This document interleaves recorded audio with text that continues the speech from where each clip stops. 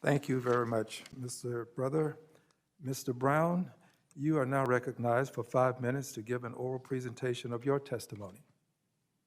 Chairman Green, Ranking Member Emmer, Congressman Waters, Congressman Cleaver, members of the House Financial Services Committee, I'm honored to be here today to discuss the harmful impact of mass shootings on communities, local economies, and economic growth. On Saturday, May 14th, 2022, the unthinkable happened in Buffalo, New York. Our family members, friends, and neighbors were simply going about their business, grocery shopping, when without warning they were interrupted by deadly gunfire. An outsider opened fire and killed 10 innocent people and injured 3 others.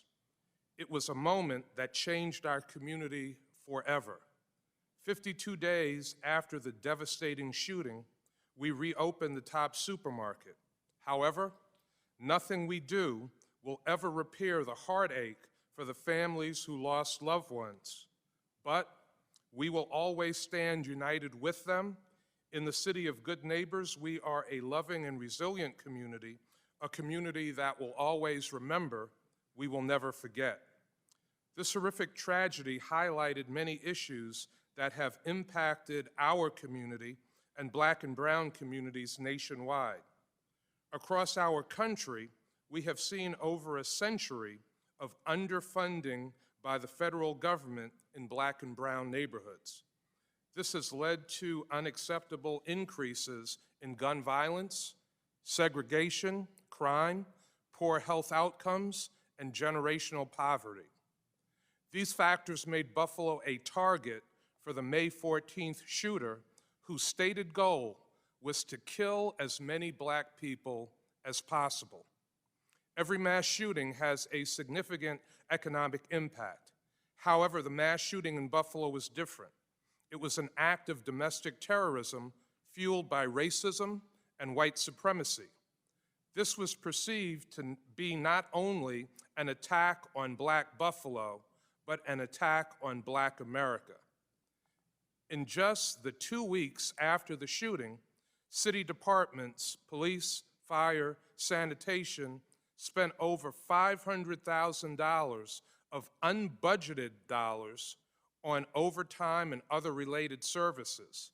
That amount has continued to significantly increase as city government continues to play a vital role in our community's healing process and public safety needs. Gun violence has a lasting and negative impact on survivors, and experiencing these events in childhood has a lifelong impact on the psychological well-being and labor market participation of those involved. The May 14th shooting in Buffalo will impact an entire generation of children. This event has the potential to harm Buffalo's already economically disadvantaged Black community and further grow inequality. We must do whatever we can to combat this and provide the East Buffalo community with the funding for services such as counseling, educational enrichment, and lost wages. There should be federal funding to address the economic damage to communities that suffer mass shootings. I applaud President Biden and the bipartisan group of members of Congress for supporting the Safer Communities Act. While this law will save lives, it doesn't go far enough. I urge you to work with the Biden administration on reinstating an assault weapons ban. Assault weapons are exceptionally deadly firearms that are commonplace in mass shootings. An assault weapons ban may have prevented the May 14th massacre.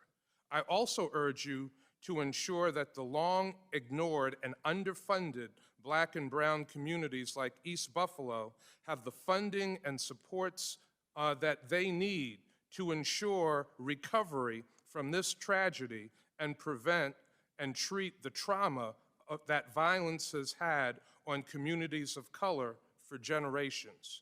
In addition, anti-Black hate crime legislation must be passed to address white supremacy and remove these hateful ideologies from our society. Thank you.